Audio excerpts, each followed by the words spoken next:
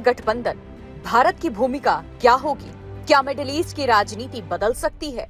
क्या middle east में बढ़ते तनाव के बीच में ये फैसला महत्वपूर्ण हो सकता है? इजराइल ने पेश किया है नया रणनीतिक ढांचा, hexagon alliance.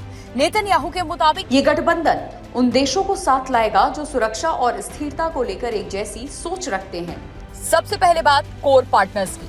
Hexagon alliance core group Bharat, Israel, Greece, Cyprus. इस गठबंधन में भारत को कोर पार्टनर के रूप में शामिल किया गया है। संकेत साफ है, ये केवल कूटनीतिक पहल नहीं बल्कि सुरक्षा सहयोग का नया ढांचा हो सकता है। ये पहल ऐसे समय में सामने आई जब ईरान और इजराइल के बीच में टकराव तेज है।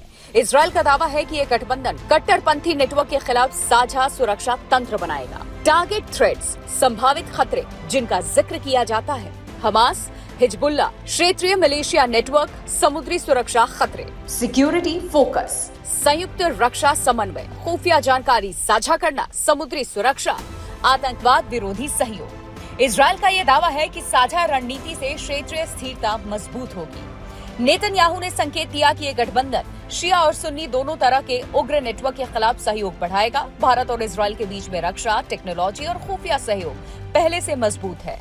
विश्लेषकों का मानना है कि हेक्सागन अलायंस इन रिश्तों को बहुपक्षीय सुरक्षा फ्रेमवर्क में बदल सकता है।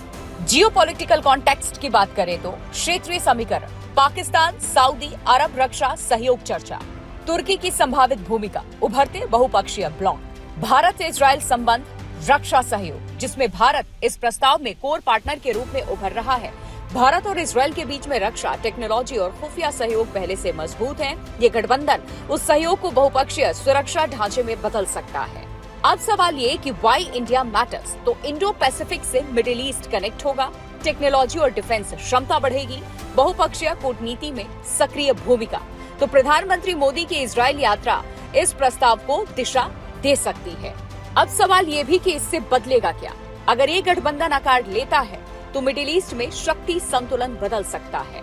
पॉसिबल इम्पैक्ट की बात करें तो नया सुरक्षा ब्लॉक, बहुपक्षीय रक्षा सहयोग, क्षेत्रीय ध्रुवीकरण तेज, भारत की रणनीतिक भूमिका मजबूत। क्षेत्र में समानांतर सुरक्षा व्यवस्थाओं की चर्चा के बीच ये प्रस्ताव संतुलन बनाने की कोशिश माना जा रहा है। 25 से 26 फरवरी प्रधानमंत्री नरेंद्र मोदी इजराइल की राजकीय यात्रा पर रहेंगे। ये यात्रा सिर्फ विपक्षीय संबंधों तक सीमित नहीं बल्कि क्षेत्रीय रणनीति पर भी असर डाल सकती है। तो क्या हेक्सागन अलायंस मिडिल ईस्ट में नया शक्ति केंद्र बनेगा? क्या भारत की भूमिका वैश्विक सुरक्षा समीकरण में और मजबूत होगी? प्रधानमंत्री मोदी के इजराइल दौरे पर अब दुनिया की नजरें टिकी हैं।